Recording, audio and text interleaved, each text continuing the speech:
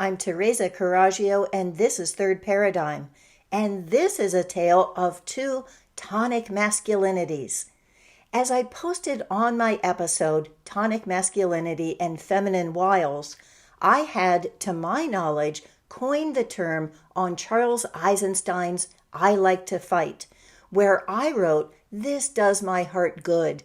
This is what we need, a world that puts children at the center, surrounded by women, surrounded by men, tonic masculinity."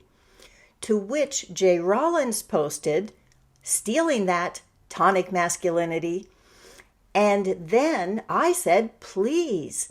So 6 weeks later, Jay posted, "Me and the boys ran with it," and I didn't know what that cryptic message meant until my reader, Gavin Moonsey, posted that it seems like people are scooping your term and running with it. And then he had a series of 6 links. Since then, I have found there are even more. So here's the chronology. Jay wrote Tate Modern on January 10th. On January 14th, when I posted my episode, John Carter of Postcards from Barsoom wrote Tonic Masculinity, saying, "I stole that from Jay Rollins and I'm not giving it back." On January 19th, Harrison Koehli on Political Ponerology writes, "What is a man? Quality masculinity is tonic masculinity," citing John Carter and with a clever gin and tonic photo. And then Luc Koch does "What is tonic masculinity?" citing all 3. In one, they mention Dr. Hammer, to whom I was already subscribed. So I posted a note to him with that chronology and suggested that he continue the thievery, since as a father of 3 daughters, I thought he might have a unique perspective. I got replies from all 4 of them, along with Mark Bisone of The Cat Was Never Found, who wrote, "Hey, you left me out. Teresa, I stole it too."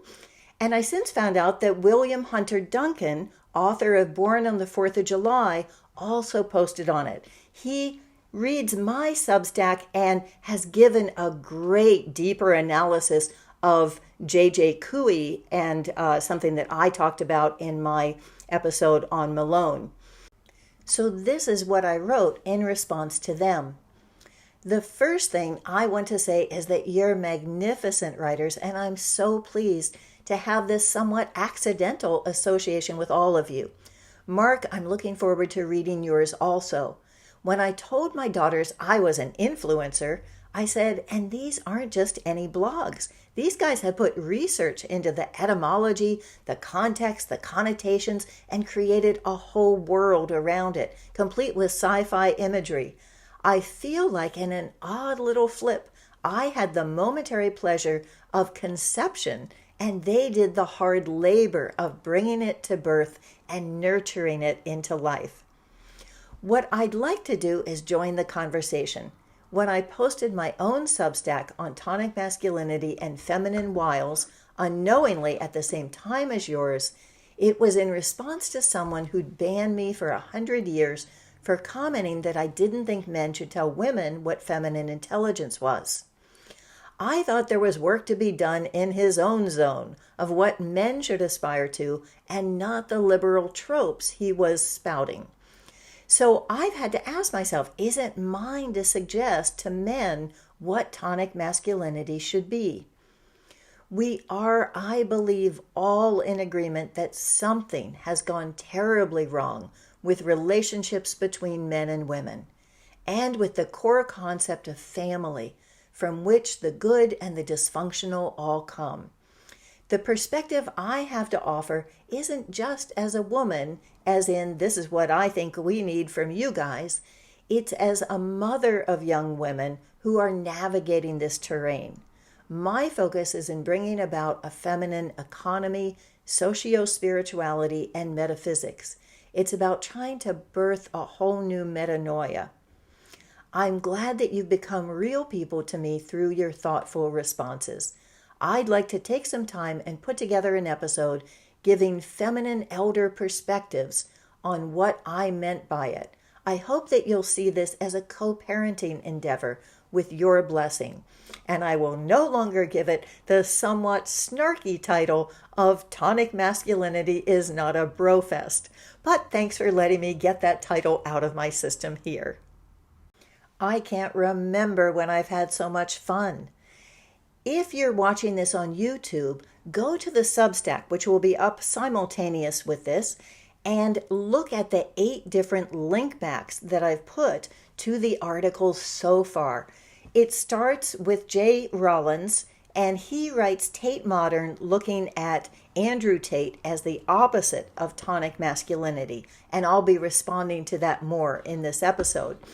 And then it goes to John Carter, who does Tonic Masculinity, and he starts, "For the strength of the pack is in the wolf, and the strength of the wolf is in the pack," from Kipling, and says, "Fools rush in where angels fear to tread, being no one's idea of angelic, I will now hold forth on the masculinity question."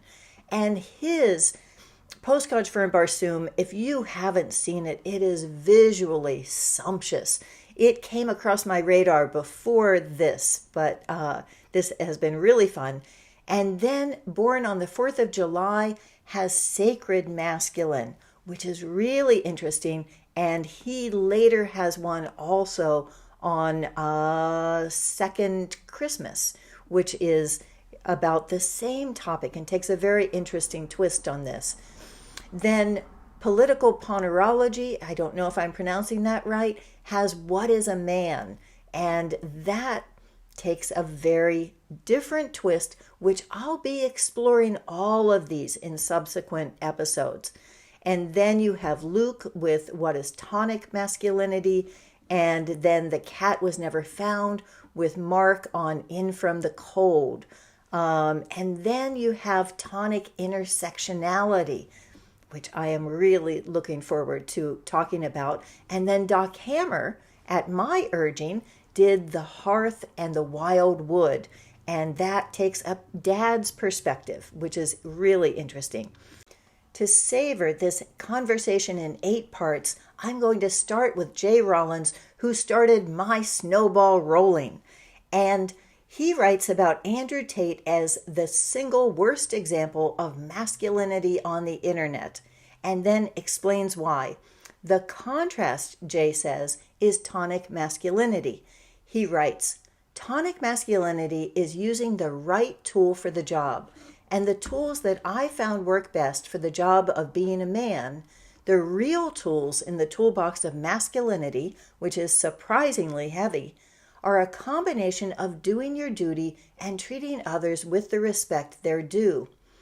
These are the tools good men reach for most frequently, and they require a certain amount of practice and elbow grease to ingrain the habit of applying them." Jay then describes himself as a charming bastard and says that wasn't always the case. He defines charm as the process of correctly assessing how you are perceived by others and then intentionally emphasizing the parts of your affect and presentation that people obviously like. But, he states, charm isn't the 3-in-1 tool that you use to solve all of your problems. Instead, it's the 3-in-1 oil that you apply to your other tools. Clever, eh? He sees Tate as oozing charm in all the wrong places, like a toxic masculinity oil spill. For Jay, work ethic is key, whether it's the effort to overcome the temptation to be an asshole when it'd make your friends laugh, or the effort to show up even when you don't want to. He looks at leadership as never asking your men to do something you wouldn't do. And he says, caring about men in your community, making sure they don't spiral into depression or addiction or just loneliness, is also tonic masculinity. You check in on your friends. Now, lest this seem tame, let me clarify that Jay is the wild card in the Mad Hatter deck for which the Wonderland Rules is named.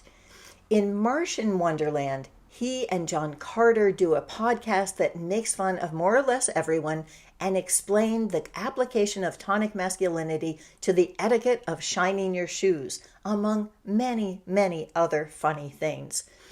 The Sunday post on the method behind tonic masculinity is called Dance Class. And he has a really adorable dog that is dressed up in a clown suit, and you need to check out my Substack or his post just for that alone.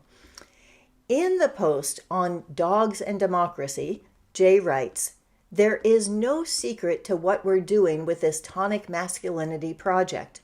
Our goal is to shift society from a dominance orientation to a prestige orientation.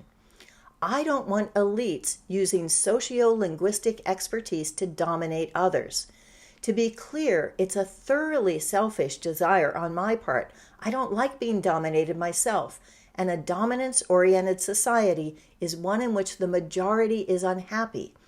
As someone who reads people without effort, I absorb the environmental emotional state shared by everyone around me. If everyone around me is unhappy, I'm unhappy.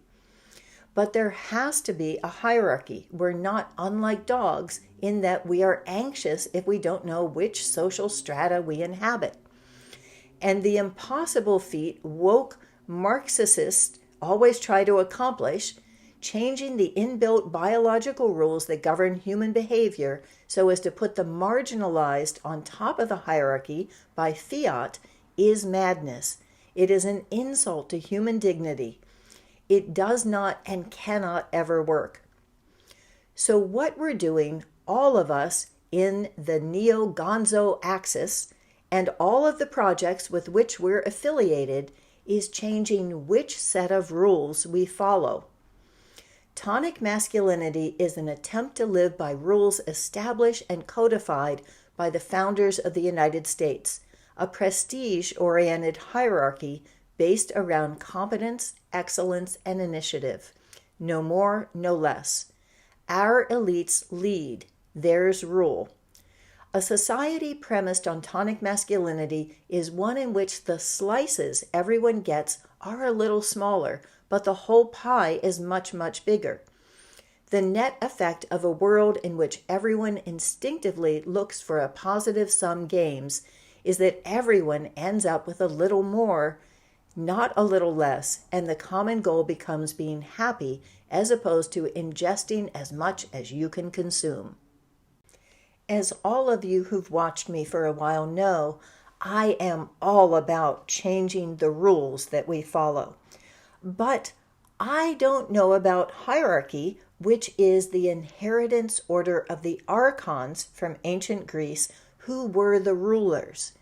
I think that democracy, based on that, and the Constitution, both of which I debunk in other episodes, are not what's going to be the set of rules that we really want, that's going to get us out of this. I think that anarchy should be considered as rule by rules rather than by rulers. But all in all, I am so proud to have co-parented this concept with Jay and his tribe of men who have taken it and used it to support each other. We have a stereotype of men as being competitive and women being cooperative, but teamwork is really a masculine concept.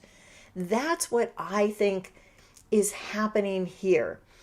There's a book called Bowling Alone by Robert Putnam, and it made a big impression on me because it talked about how we've lost all of those associations that used to give us meaning, that used to be able to create a community and have gender-specific groups that people could go, they could talk with, and that didn't necessarily take away from their partnerships or their marriages.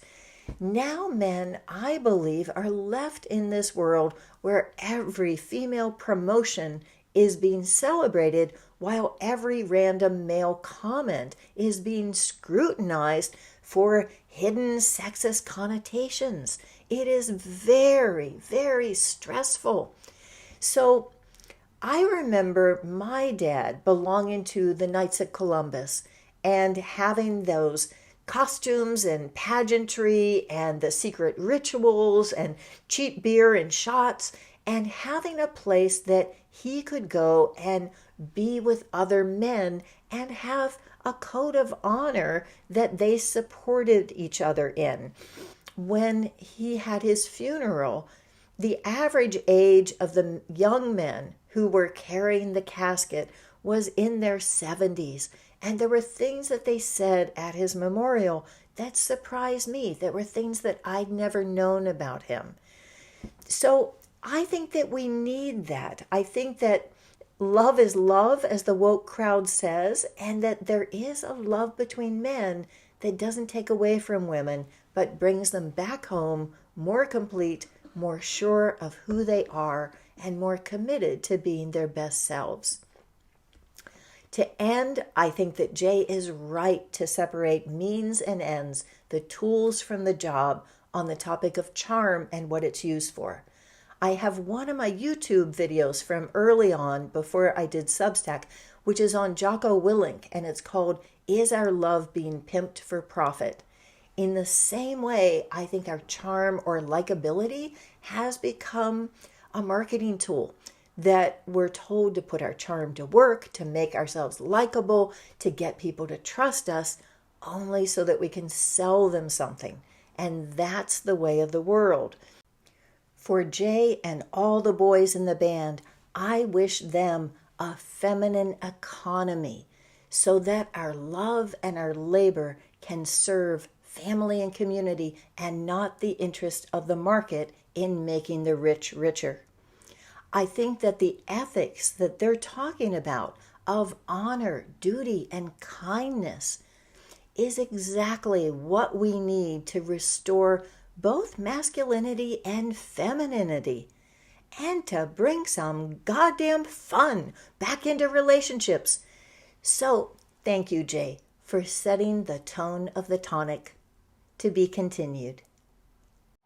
If you are still hankering for more, here is Our Love Being Pimped for Profit on Jocko Willink, and this is Debunking Democracy on Shoshana Zuboff. But I will also put on Substack the link to the Constitutional Convention coup. And please check that out. The link is in the description on YouTube. Thank you.